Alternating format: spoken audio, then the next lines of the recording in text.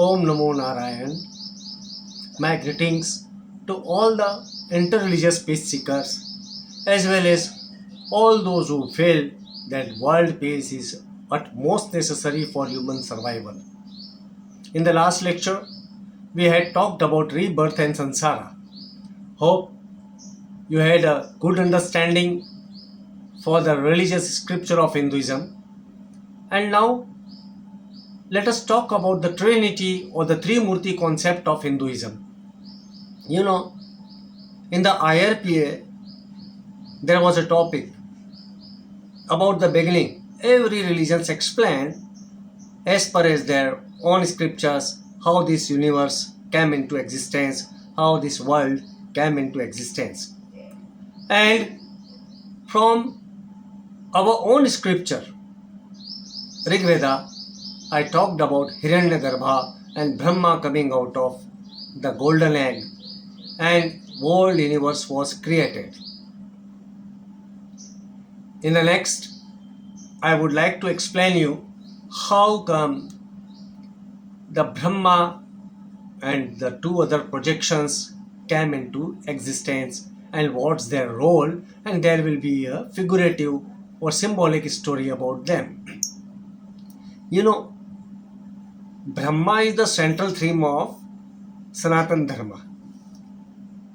Brahma is the indescribable, inexhaustible, omniscient, omnipresent, original, first, eternal, and absolute principle, who is without a beginning, without an end, who is hidden in all, and who is the cause, source, material, and effect of all creation, known, unknown, and yet to happen in the entire universe. At further lower level, there exists a Trinity concept. The Trinity concept of Hindus is different from that of other religions. This something, but it is not so. We all have got the same concept in different explanations into different words, and the only difference is about our interreligious understanding. Where controllers of birth, existence, growth, and death are symbolically presented in human forms such as Brahma, Vishnu, and Maheshwara. These are the three Murti, in which the universal laws of life cycle are symbolically presented. And as per as the Vaishnavism, we have got the three. I told you exactly that three opinions will be always there in any form, in any of the topic. So let me take first the Vaishnavites' opinion that Mahavishnu is the best for a Trinity concept, and explanation of Mahavishnu, if you go, it will denote the blue, that is a color. The blue color of Vishnu denotes the color of sky, and the ocean, which means the infinity, endlessness, limitlessness. The serpent on which Vishnu is lying denotes the coiled structure of galaxy. The name of the serpent Ananta. Ananta means there is no end. There is no Anta. Anta in Hindi, in Sanskrit we say end. So the name of the serpent Ananta means limitless, that is infinity. The Shir Sagaram. Shir means milk and Sagaram means the ocean. So the ocean of milk, that is a symbolical or a figurative explanation about the Milky Way, about the galaxy. Ananta Shayana represent the silent universe. And in this universe, in this galaxy, the serpent Ananta is lying down very quietly without any sound. Symbolically, Mahalakshmi resides with Vishnu at the feet. You might have seen the picture. That is a picturized explanation that whenever you have to operate the world, you need to have the power of wealth along with you as well. Vishnu is pictured, shows Milky Way galaxy, Ananta Shayana, the silent universe, and Lakshmi as the wealth, as the capacity to carry on our tasks. Mahavishnu showing that any system can smoothly exist only with the prosperity. So Mahavishnu, if he is the husband, Lakshmi is the wife. Mahavishnu, if he is the operator, we need the prosperity to operate it.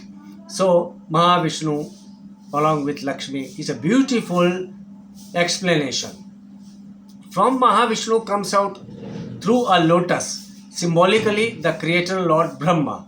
This symbolically presents a connection of Lord Brahma with the Panchpurusha, similar to the connection of a baby in the womb, just same as the umbilical cord with the mother. The baby takes the energy of nutritions and material to grow the cell formation to enhance the growth from the mother. Similarly, Lord Brahma takes energy and material for creation in this world.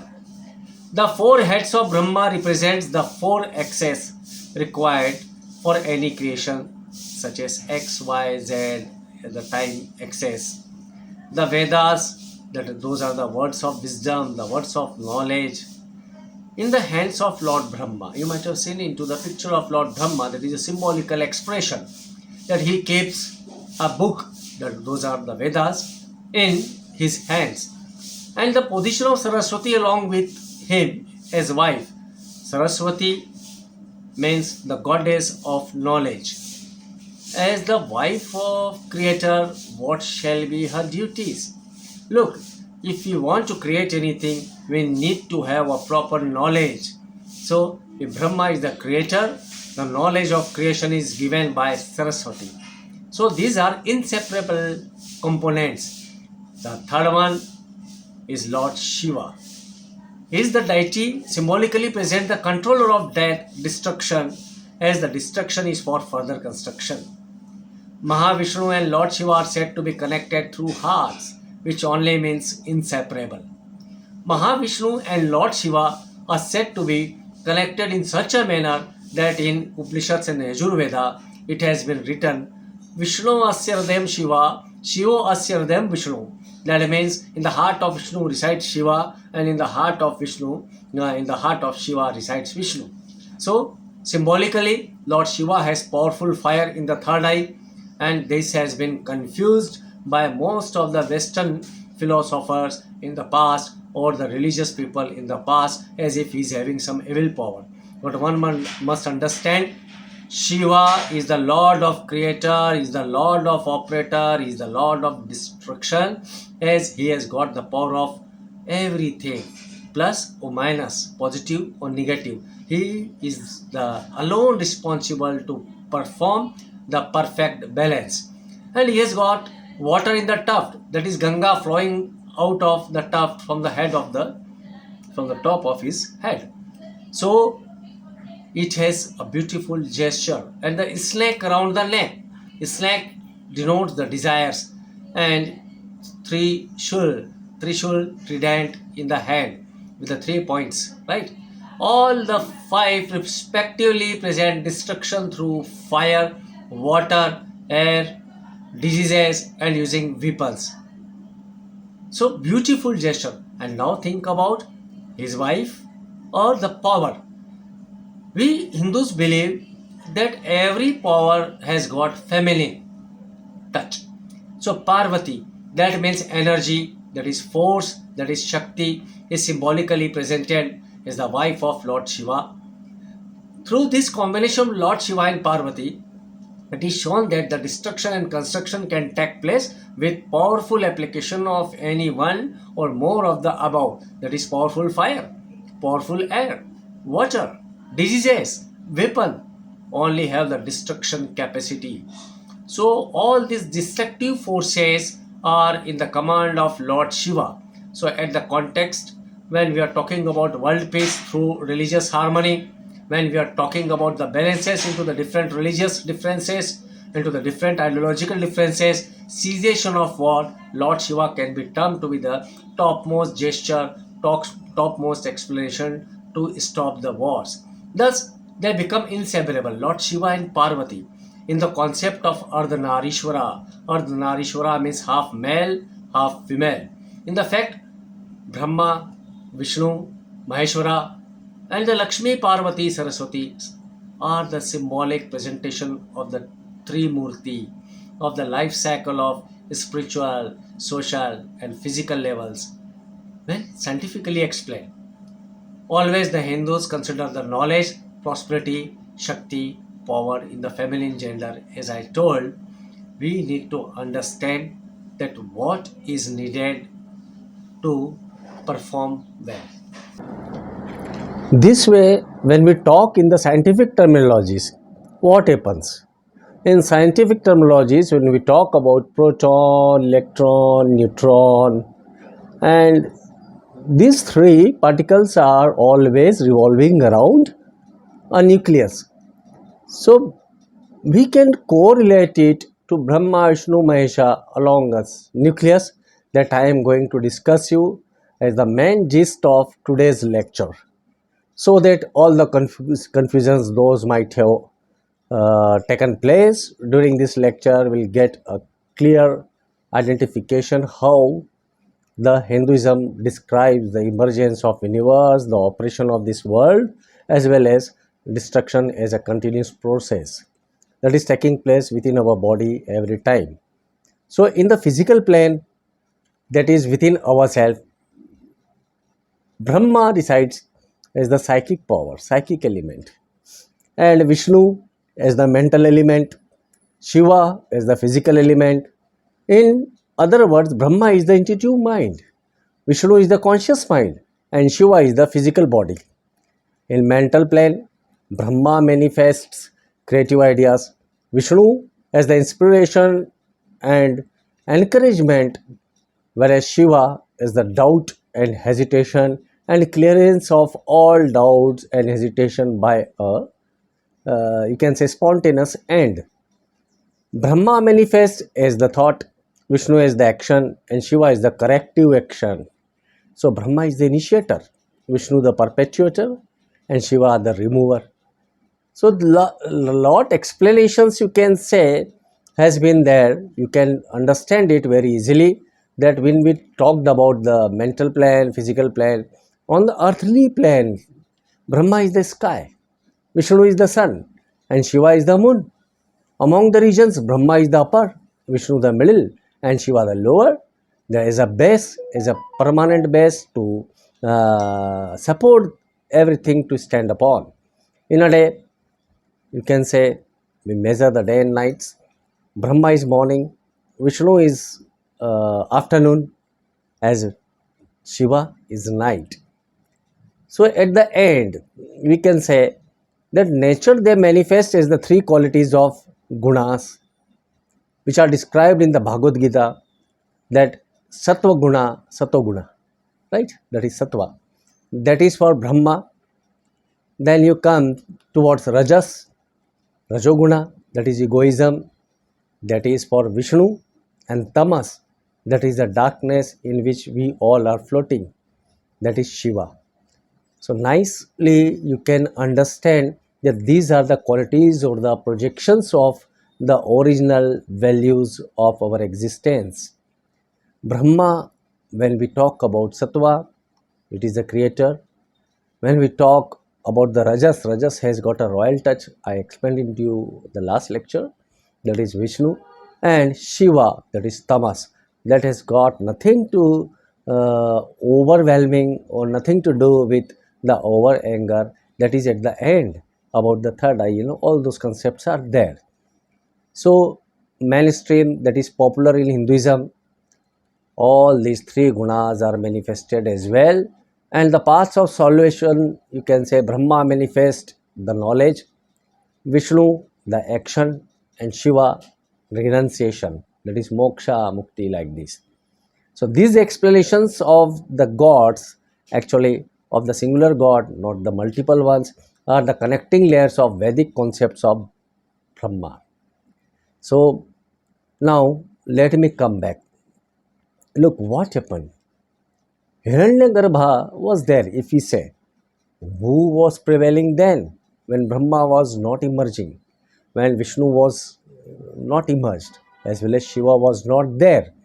That time, we into Sanatan Hindu religion, we talk about a deity, that is the Adya Shakti, and the major part meant to be as a in the gender of male we called Sadashiv. So Sadashiv and Shakti, Shiv and Shakti, they are one and the same thing, the different gestures. And this Adya Shakti created Brahma. Then, as a rectification, you can say trial and error method, Brahma was made dormant again. Then came Vishnu, Vishnu was made dormant again. Then came Shiva, and Shiva accepted with a simplicity, innocent. That's why we call him as Bhole. And the same into the Durga Saptashati we study, these are being explained as the different eggs from the one egg. So whatever power is emerging from the singular Hiranyagarbha or the golden egg, these have been submitted into this form of explanation or the gesture. So it is very clear that the power is one, that is Advaita. But what happened? This power was explained into different meanings by the different terminologies, and people got confused that these are all different. Basically, they are the projection of the same action. Look, when we talk about Rudra, somebody said that Shiva was not there in Veda. Actually, Shiva was named as Rudra in Rig Veda and other Upanishads. Rudra actually is only one, and those who know about Brahma or Vishnu, that means they are knowing about Rudra. The same is with Vishnu, the same is with Brahma also. So he is immortal, he is none other. He cannot be created, he cannot be destroyed. That's Shiva. And you'll be amazed. Shvetashvatara Upanishada 1.8, it has explained the topmost creator or the topmost god by the name of Isha. Isha, that means it's the another name of Shiva's gesture only. In Isha, that is related to the different aspect of time, lot of things have been mentioned. And in case if it is destructible, if it is ever prevailing and it was never born and it never dies, that is what all this trinity means. When we talk about the other religious text, the same things come into different defining terms such as God, Son, and the divine spirit. So this divine spirit, the Son and the God, all are form of Trinity in context to the Western philosophies, while as Trimurti, Brahma, Vishnu, Mahesha in Indian or in the Sanatan Vedic Hindu dharma. So hope you might have understood the things regarding this. And when Adya Shakti created all these three, they were all meant into submerging into each other, that is one. And we already are talking about the same phenomena, that we all are one. We may be defined by the different bodies we take, by the different forms, but our soul, it is coming from the same para soul, that is Paramatma, or you can say the God. Again, we'll carry forward the different aspects of this in the next explanation. Just now I am going to give you now. When we talked about Rig Veda, Shiva was termed to be Rudra in Rig Veda. Ek iv Rudro na Dvitiya. That means Rudra was alone and which has none other or none second. And when we talked about the another verse, Nava Oje Rudra to the Asti, means there is none other powerful than Rudra. Asahilya Sahamanya Vedase. That means he cannot be defeated. He is the supermost victorious one. Tvastva Masatovsa means the most powerful, and it is the expressed formation of Shiva only. Ishandasya Bhunasya. That means who is the Lord of universe. Bhunasya Pitram. That means he is the father of all of this universe. Na va u yosada rudrada asuriyam.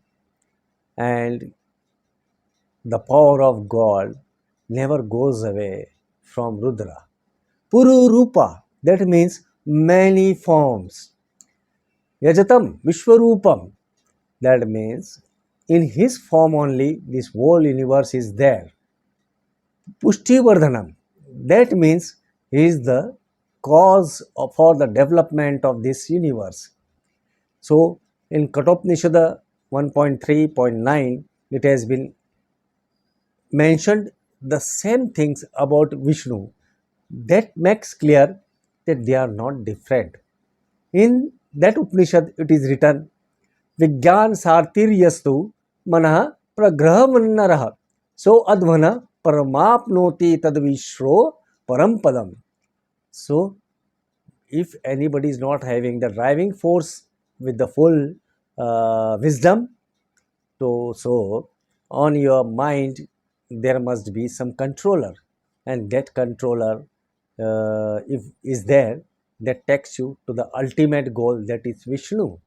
In Rig Veda 1.156 second verses, it has been explained about the Vishnu, that is यह पूर्वया वेद से न व्यासे सुमज्जनिये Vishnu ददर्शति. So those who worship Vishnu or those who follow Vishnu, that is termed to be the oldest, the creator, the newest, and self created. So if we talk about God into non-expressed manner, we talk about Brahma only. So Vishnu is Brahma itself. So nothing to be confused. These names have been given toward the projections of the same singular God, and it is said that maybe Shiva, maybe Narayana, maybe Brahma, these all are one, and they were the alone present when there was nothing in the universe. So lot of things might be there, and we can talk that into different verses, different texts of Hindu scripture. We all are from the same emergence, and that was one. That's why we are one. In case of any questions regarding these things, we must talk into very, you can say, elaborate manner, very crystal clear manner. You talk about when one energy was created, it was projected towards different directions by the name of Brahma, by the name of Vishnu, by the name of Shiva. So nothing different, only one gesture, the only one explanation. Hope you might have understood lot about this Trinity concept or the Trimurti concept of Hindu religion. We can repeat it as at the first one singular energy was there, that is Adya Shakti. In the Shakta, that is the feminine worshipping sect of Hinduism, Shakta Tantra is there. It explains it by the name of Lalita Mahatripur Sundari. So again Tripur is there. That means of the three, she is the alone mother who has got no gender, neither male nor female. It's for the human understanding. We worship mother first. That's why the creator of this universe was a mother, and after that some say it is a father, but they were also the same power, and that power created Brahma, Vishnu, and Mahesha. That means Brahma, Vishnu, Shiva, or Rudra. So these three from the same energy, and these three as a singular power, they created all of these living and non-living creations of this universe. So when we are talking about the Trinity, I feel that one must know about a saint, a miraculous saint mentioned into the ancient Hindu scripture, that is Lord Dattatreya. He was said to be the combination of all the three, because he was blessed by all the powers and virtues of Brahma, Vishnu, and Mahesha. So, in a short time, I'll talk to you about him. At one time, there lived two masters in the form of husband and wife, Rishi Atri, he was a great saint, and Anusuya, the greatest female present at that age. In the yogic and tantric traditions, female practitioners have historically attained spiritual power simply by serving their husbands and following their disciplines. And Anusuya was one of such women. She attained to a tremendous spiritual stature just by serving her husband and doing her daily rituals honestly. While he concentrated on his life of intense meditation and austerity, her power and purity were so great that the goodness became jealous of her.